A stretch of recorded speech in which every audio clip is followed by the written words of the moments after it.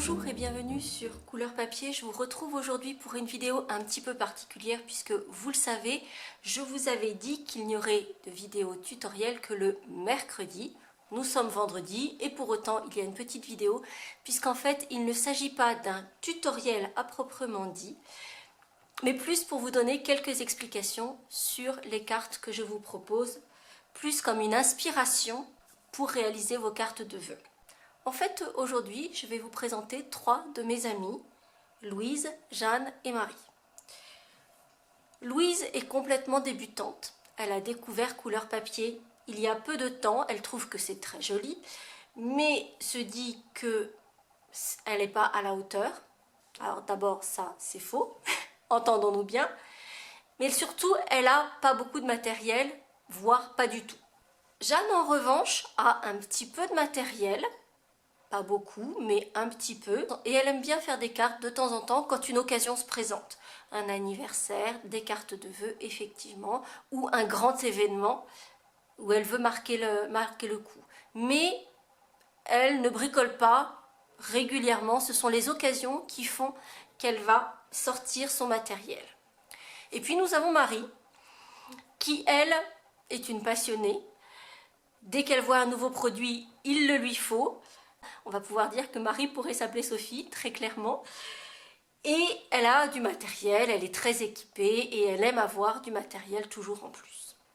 Et donc, les cartes que je vous propose dans cette petite vidéo et dont je vous parlerai également sur le blog, en fait, elles ont un point commun, c'est que j'ai utilisé ces 2 sets de tampons. C'est le fil conducteur des 3 cartes que je vais vous proposer. La carte de Louise, donc comme vous le voyez, et je vous en avais parlé dans le live, c'est une carte assez simple. Pour autant, elle a beaucoup d'allure. Elle n'utilise que du papier, les sets de tampons que je viens de vous montrer, et de l'encre. J'y ai juste ajouté quelques petits bijoux. C'est quelque chose qui ne demande pas un gros budget et qui pour autant vont apporter énormément à votre carte juste par ces petits bijoux.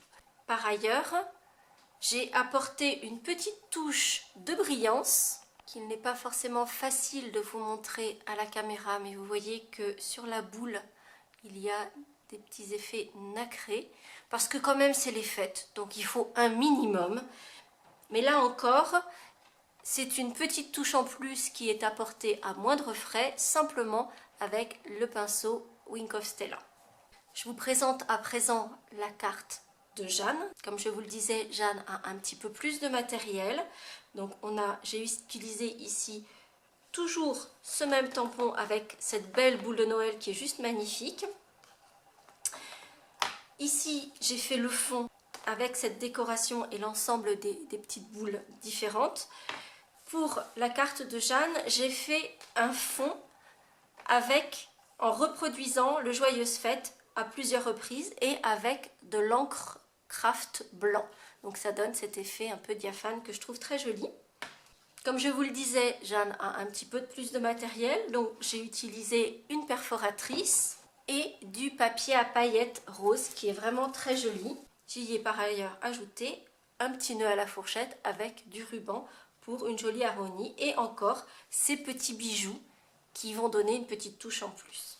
Et puis on arrive à la carte de Marie. Donc effectivement, comme je vous le disais, Marie a beaucoup plus de matériel. Et donc, j'ai envie de dire, on a fait péter l'embossage à chaud, on a fait péter la Big Shot, on y est allé à fond les ballons. Mais j'ai utilisé toujours les mêmes 2 sets de tampons de base. Par contre, j'y ai ajouté les 2 sets de matrices qui sont coordonnés à ces 2 sets de tampons. Et cette fois-ci, j'ai encore utilisé du papier à paillettes, mais cette fois-ci, le papier étincelant, donc qui est un blanc un petit peu holographique, qui est vraiment très très beau. J'ai embossé mon fond avec, donc vous voyez que ça brille avec le couleur argent et le tampon de fond avec l'effet partition.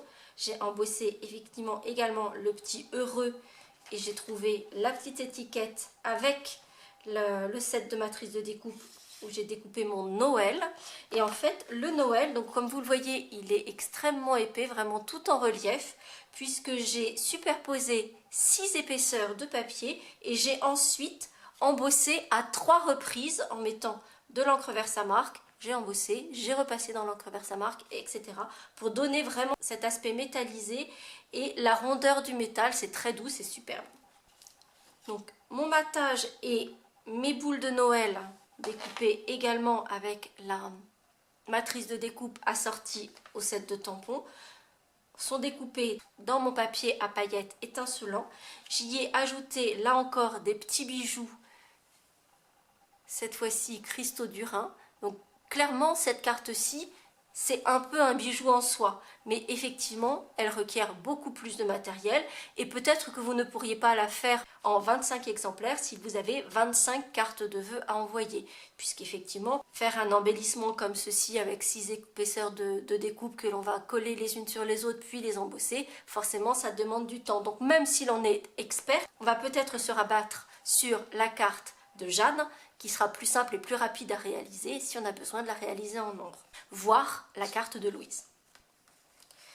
Et dans les 3 cas, j'ai utilisé le même tampon à l'intérieur avec tous nos vœux de paix et d'amour pour cette année.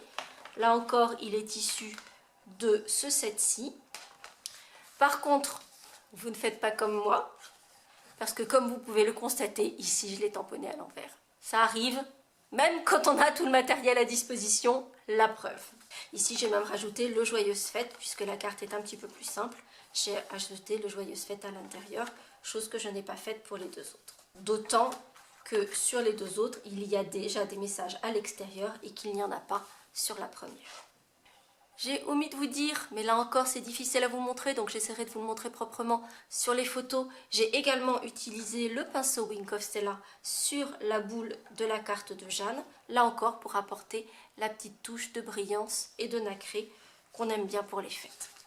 Je profite également de cette courte vidéo pour vous livrer 2 informations. La première, c'est qu'il se trouve sur le blog un lien qui vous permet de compléter un formulaire pour recevoir le catalogue printemps-été et la brochure célébration que je vous ai montré pendant le live. Ça, c'est la première chose. Donc hop, un petit tour sur le blog pour aller vous inscrire si vous voulez recevoir ces catalogues de ma part. La seconde, comme vous le savez, c'est aujourd'hui le Black Friday, qui est une grande journée de promotion aux États-Unis que nous avons récupéré ici en France et probablement dans le monde entier, je pense.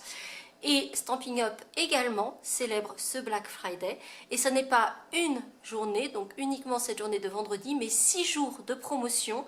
Ces promotions concernent le catalogue annuel et une très grande majorité des produits du catalogue vont être proposés avec une remise de 10%.